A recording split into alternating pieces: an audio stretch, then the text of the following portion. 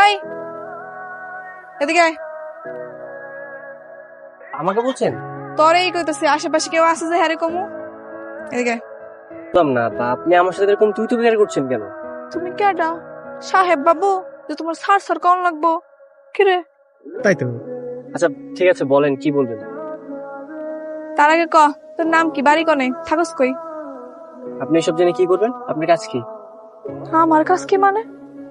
ওই ওই কয় কি? তুই জানোস না আমি কেডা, আমার কাজ কি? না তো জানি না। শোন, আমি হলাম গে এই এলাকার একমাত্র ঘটক। মিস টুনটুনি ঘটক।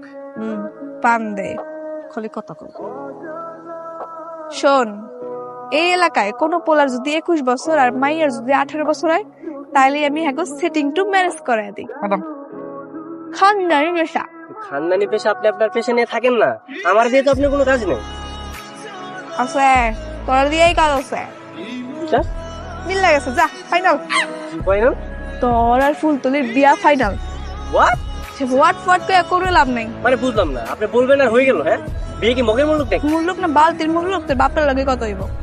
কোনো পারান না, আমাদের বাসা এখানে না, এনে না কোন হানে? আমাদের বাসা ঢাকায়।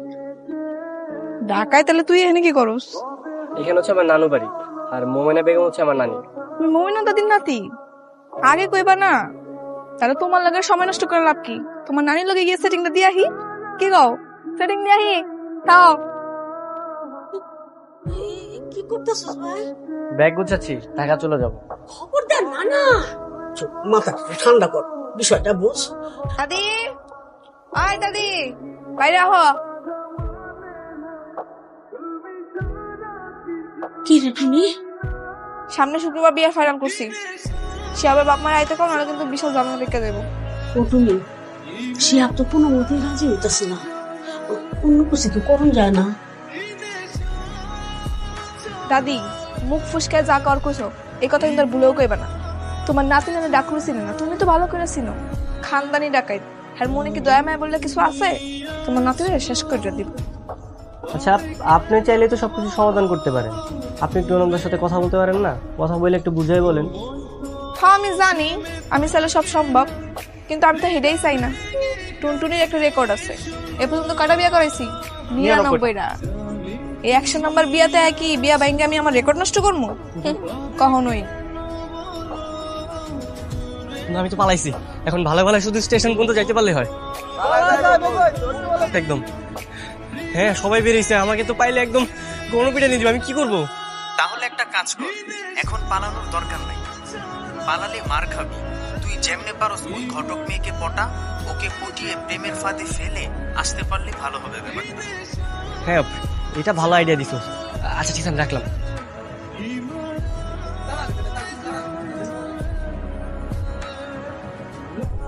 কি স্যার, সামনে খাই লাগান কিছু কইবা? তাদের গাও, আমার আবার তোমার হবু শ্বশুর বাড়িতে যাওয়া লাগবো। না, আপনারা যেতে হবে না। কেন যেতে দেবো না? অবশ্যই যেতে দেবো। তোমাকে বিয়া ফাইনাল হয়েছে, আমার বহুত লেনদেন বাকি। কারণ আমি একজনকে ভালোবাসি। হাই কি ফুলতলির চেয়েও বেশি সুন্দরী? ও ফুলতলির চাইতে অনেক বেশি সুন্দরী, ও আমার কাছে বিশ্ব সুন্দরী। আর আমি তো ওর জন্যই গ্রামে এসেছি। আর নাম কাও দেখি এই মাইয়ার, যার লাগে তুমি ফুলতলি রিজেক্ট করে দিতেছো। সেই মেয়েটা আর কেউ না, সেই মেয়েটা হচ্ছে তুমি। তুমি কি আমার লাগে মজা নিতেছো নাকি? আরে মজা করবো কেন? তুমি কি কখনো তোমাকে আয়নাতে দেখোনি? তোমার কাজল কালো চোখ, ওর মিষ্টি হাসি। আমি একজন ঘটক, আমার কখনো বিয়ে হইব না, আমি বিয়ে করবো না। আমার কাজ হইলে মানুষের বিয়ে দেওয়া, বিয়ে করা না। আমি তোমার লাগে ফুলতলির বিয়ে ঠিক করছি, আমি চাই তুমি ওরই বিয়ে করো। দেখো, আমি তোমার কাছে আমার প্রস্তাব নিয়ে এসেছি। তুমি যদি আমাকে রিজেক্ট করে দাও তাহলে আমি অন্য কিছু চিন্তা করবো, কিন্তু প্লিজ তুমি একটু ভেবে দেখো।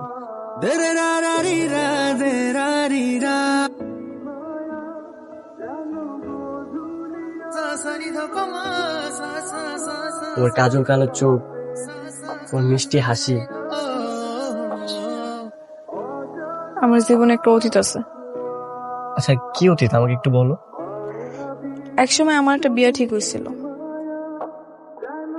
ওই বিয়েটা নিয়ে আমি অনেক খুশি ছিলাম। বিয়ার দিন বৌসের যে আমি হালেকা বইয়াছিলাম, খবর আহে যে হ্যাঁ নাকি আর গ্রামের কোন মাইয়ারে পছন্দ করে বিয়া করছে। আমি ওদিন অনেক কষ্ট পেয়েছিলাম। এরপর থেকে আমি সিদ্ধান্ত নিয়েছি আমি আর বিয়ে নিয়ে কোনো স্বপ্ন দেখতে চাই না। আসলে তোমাকে আমি যতই দেখছি প্রতিনিয়তই মুগ্ধ হচ্ছি। হ্যাঁ, কাজ তো হয়ে গেছে, এখন শুধু সুযোগের অপেক্ষায়, সুযোগ পেলেই ফুরুক। তুমি কি সত্যি আমার বিয়ে করবা? হ্যাঁ, অবশ্যই করবো। ও আচ্ছা, তোমার মা বাবাকে তো জানাতে হবে। হ্যাঁ, আমার মা বাবা নেই, দুজনেই মারা গেছে। আচ্ছা চলো, ওই দিকটা যাই, ওটা অনেক সুন্দর। সে আপনি সত্যি এসে কইছে? হ্যাঁ, তাইলে তো আমার এখন অনেক খুশি লাগতেছে। ফোনে কইলে হইতো না? তোমার এখন আবার যাওন লাগবে। দেখো, আসলে এত বড় একটা ব্যাপার ফোনে বললে বাবা মা নাও বুঝতে পারে। তার থেকে ভালো আমি যাই, তুমি বরং জয়নাল ডাক্তার কিছু ম্যানেজ করো।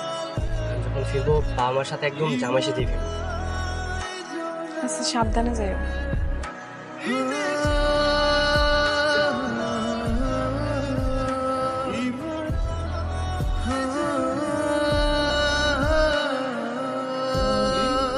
তুমি কি সত্যি আমার বিয়ে করবা?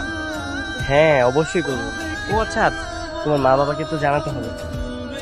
হ্যাঁ, আমার মা বাবা নেই, দুজনেই মারা গেছে।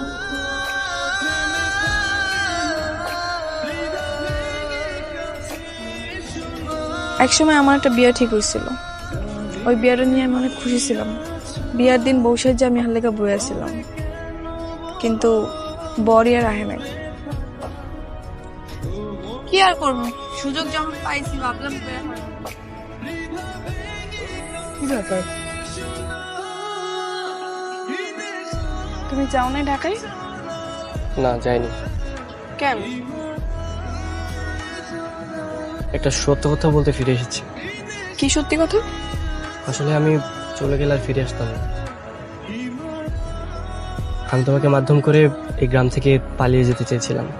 আমি মনে মনে সিদ্ধান্ত করেছিলাম যে এই গ্রাম থেকে একবার পালাতে পারলে আমি আর কখনোই আসবো না। তাহলে ফিরলে কেন?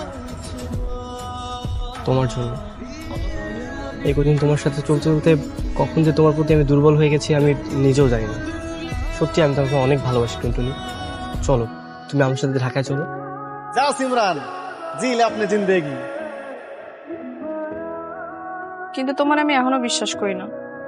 আজকে তুমি আমার আগে বিয়া করবা, তারপর আমি তোমার আগে ঢাকায় যাবো।